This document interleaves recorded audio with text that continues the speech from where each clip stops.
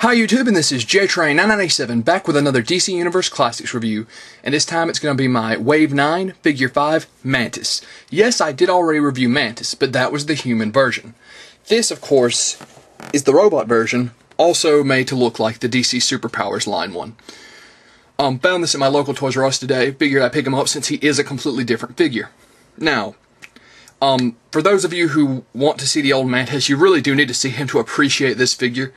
There is going to be a little link either on the screen or in the sidebar to check him out. There will be a comparison at the end of this video, but still. He does come with the left arm of chemo, down there in the package. Onto the back of the box, the other figures in the wave, Wildcat, Deadshot, Guardian, Green Arrow, Black Canary, of course his human version, and Black Adam. His bio bit, well, honestly, if you want to read the bio, if you want to see the stats, follow the link, watch the other video. I say I'm there. No point in repeating myself when it's in another video. So, this guy does look amazing. Had a lot of problems with the other Mantis, but this guy looks really cool. Let's pull him out of the packaging. And here he is out of packaging.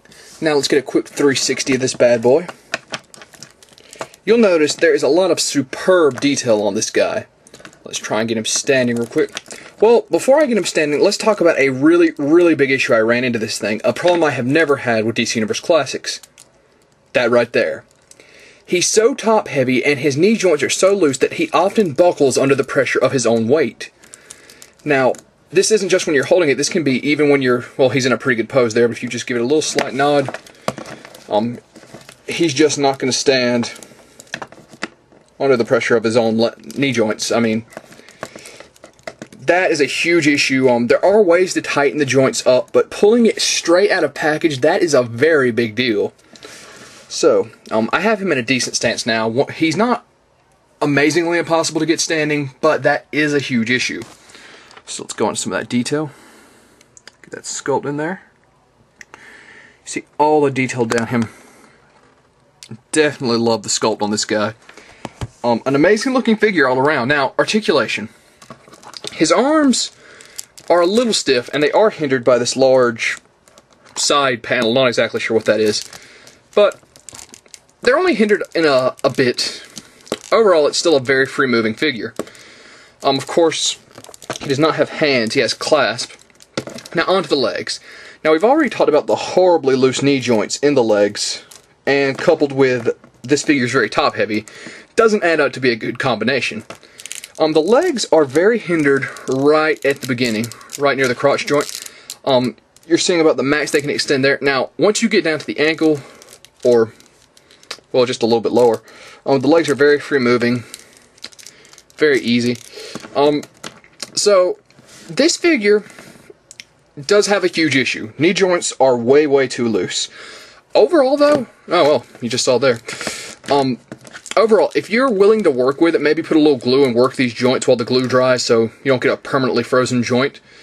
Still a fixable problem, if not a very irritating one at the beginning. So, getting him standing very quickly. Irritating, but still a far cry better than his human counterpart. Speak of the devil, we're going to do a quick comparison. Off the top of my head, I don't remember what I gave the human Mantis, but still, this guy's issues was he was pretty much not posable due to his cape. This guy has some major issues with his knees, but still, if I was looking at these two in a store, my first instinct was to go with the robot one. Hands down, that instinct pays off. I do love the robot one a lot more. I think the detail is far superior. He does have some knee joint issues. I'm willing to work past them for the vast amount of improvements I get over him. I give the robot Mantis a very shaky 8 out of 10. I want to do 7.5, but I do think his detail warrants a little more than that. And it may just be my knee joints, not 100%. He does come with the same left arm of chemo as human Mantis, but still, if you had the choice, if you're not ordering these in a set and it's a completely random decision, definitely go with the robot one. Same price, better figure. And without further ado, this is JTrain997, and I'll see you soon, YouTube.